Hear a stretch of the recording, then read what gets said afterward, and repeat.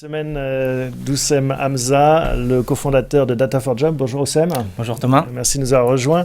On vous retrouve avec plaisir parce que vous étiez déjà passé nous voir il y a quelques mois. Exactement, ouais. Mais pour ceux qui n'auraient pas eu la chance de vous écouter à l'époque, et puis pour nos deux invités, vous allez nous refaire votre pitch.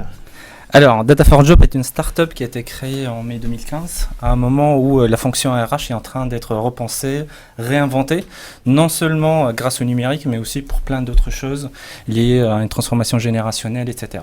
Dans cette vague-là, nous, on apporte une technologie. Moi, personnellement, et mon associé Antoine, on vient du monde de l'intelligence artificielle.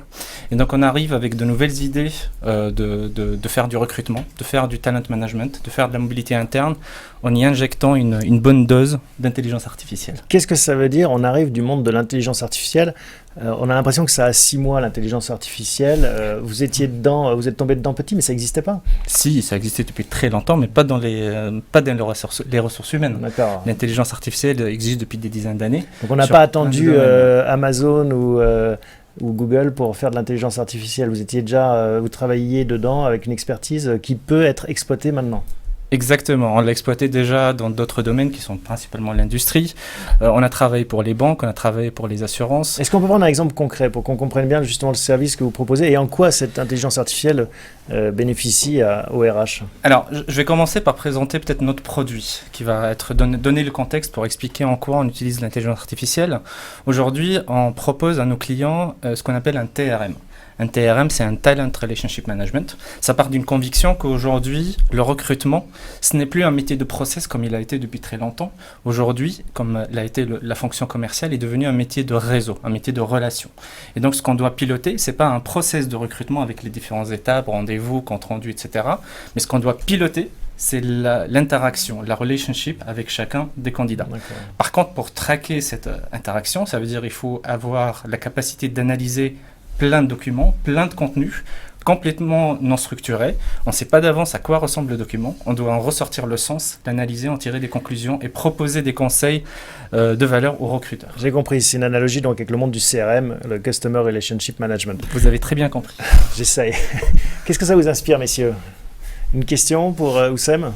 Moi, je suis... Est-ce que vous avez lu le papier de Jérémy Lamry la semaine dernière, je crois, sur le site de Forbes, où il met tout à fait en garde contre ces outils en disant on ne va pas préparer l'avenir en répliquant le passé. Je ne sais pas si vous l'avez vu, lui-même est docteur en physique, donc il a fait des je connais très bien Jérémy, c'est un des fondateurs du Lab RH. Peut-être que vous en faites partie vous-même. Ouais. Et j'étais très étonné que ce soit lui qui prenne la parole sur ça. Mais qu'est-ce qu'il veut dire en fait? Il dit qu'en fait ces outils prédictifs, c'est souvent observe le passé et à partir de ce qu'on voit dans le passé, on dit si quelqu'un qui parle anglais a été bon en marketing, et peut-être qu'on pourrait, j'ai n'importe quoi, hein.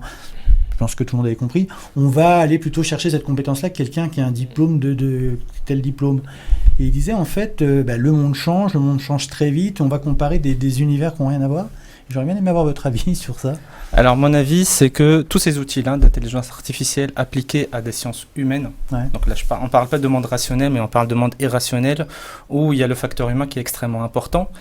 Cette intelligence artificielle ne peut être qu'une aide à la décision, qu'une simplification d'un processus de réflexion complexe, mais il ne peut jamais prendre des décisions de manière autonome.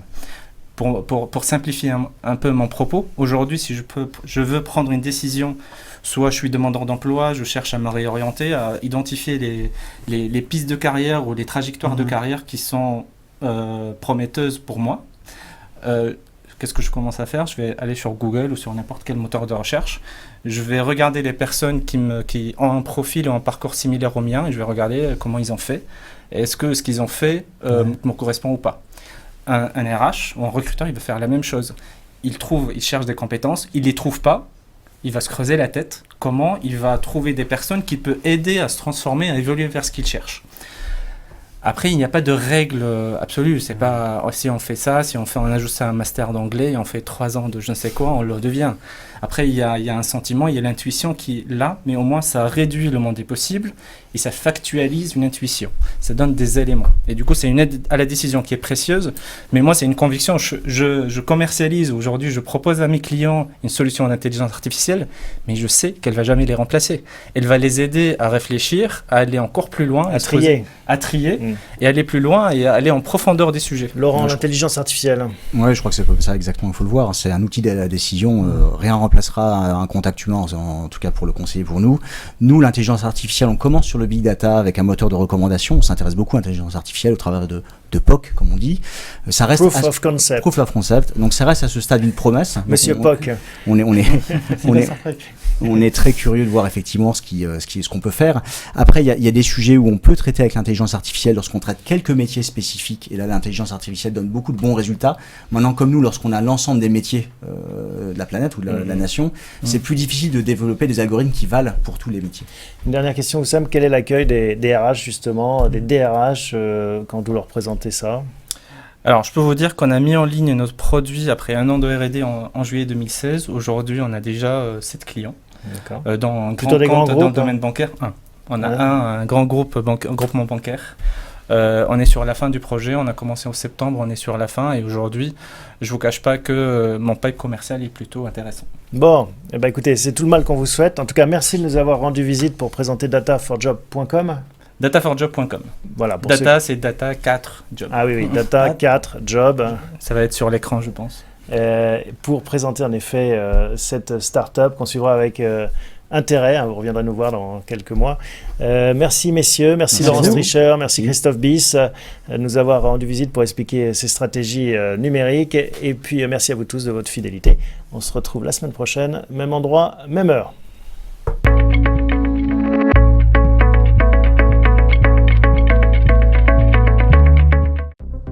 Demain appartient aux plus rapides. Pour vous aider à aller toujours plus vite, nous avons créé une nouvelle entreprise totalement dédiée à l'avenir de votre secteur. Où les hommes, la technologie et les idées font avancer le monde ensemble. Accélérer l'innovation, accélérer le changement, accélérer l'avenir. Hewlett Packard Enterprise.